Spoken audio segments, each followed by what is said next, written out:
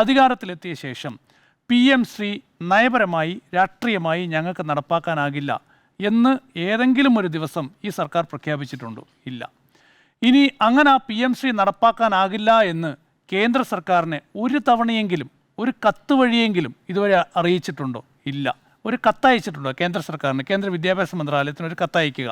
നോക്കൂ, PM ശ്രീ ഞങ്ങൾക്ക് നടപ്പാക്കാനാകില്ല, ഞങ്ങളുടെ രാഷ്ട്രീയം ഇതാണ്, PM ശ്രീ ഞങ്ങൾ നടപ്പാക്കില്ല. കേന്ദ്ര സർക്കാരിന് ഒരു കത്തയക്കാമല്ലോ. ഇതുവരെ ഒരു കത്തയച്ചോ? ഇല്ല. അപ്പോൾ ഈ PM ശ്രീ എന്ന് പറയുന്ന പദ്ധതി നടപ്പാക്കുക എന്നതാണ് കോൺഗ്രസിൻ്റെ കേരളത്തിലെ പുതിയ സർക്കാരിൻ്റെ കേരളത്തിലെ പ്രധാനപ്പെട്ട ലക്ഷ്യം. അപ്പോൾ അതെങ്ങനെ നടപ്പാക്കും? നേരിട്ട് നടപ്പാക്കിയാൽ തെരഞ്ഞെടുപ്പിൽ പറഞ്ഞതൊക്കെ തിരിച്ചു പറഞ്ഞു എന്നാകും, രാഷ്ട്രീയ തിരിച്ചടി ഉണ്ടാകും. അതുകൊണ്ട് കോൺഗ്രസ് നേതാക്കളൊക്കെ തന്നെ, ലീഗ് നേതാക്കളൊക്കെ തന്നെ ആവർത്തിച്ച് പറയുകയാണ്, കഴിഞ്ഞ സർക്കാർ ഒപ്പിട്ടതുകൊണ്ട് ഞങ്ങൾക്ക് നടപ്പാക്കിയേ പറ്റൂ, ഞങ്ങൾക്ക് പിന്മാറാനാകില്ല. ഇത് പറഞ്ഞുകൊണ്ടിരിക്കുന്നതിനിടയിലാണ് ഇന്നിപ്പോൾ അബ്ദുൾ വഹാബ്, നമ്മുടെ രാജ്യസഭാ അംഗം, വലിയൊരു സഹായം ചെയ്തത്.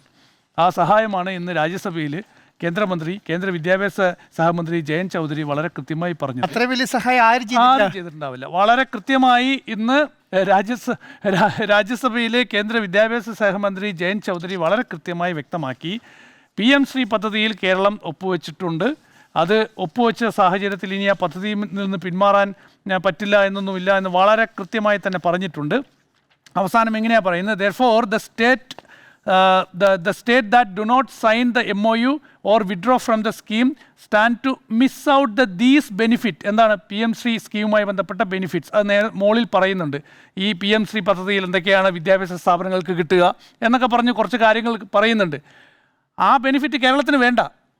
ഏതാ RSS ഒളിച്ചു കടത്തുന്നു എന്ന് ഈ ലീഗും കോൺഗ്രസും പറഞ്ഞുകൊണ്ടിരിക്കുന്ന RSSൻ്റെ വിദ്യാഭ്യാസ നയം അത് കേരളത്തിന് വേണ്ട.